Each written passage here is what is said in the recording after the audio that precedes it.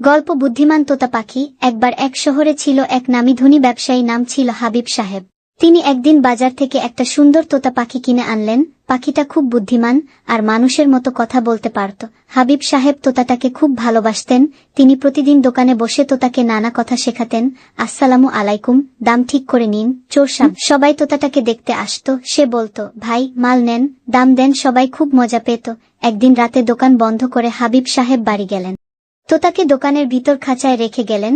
রাতে এক চোর দোকানে ঢুকে সব দামি জিনিস চুরি করে ফেল। পরদিন সকালবেলা দোকান খুলেই হাবিব সাহেব তোতাকে বলতে শুনলেন, চোর এসেছিল, চুরি করে মাল নিয়ে পালাল। হাবিব সাহেব চমকে গেলেন। পাড়ার লোকজন ছুটে এলো।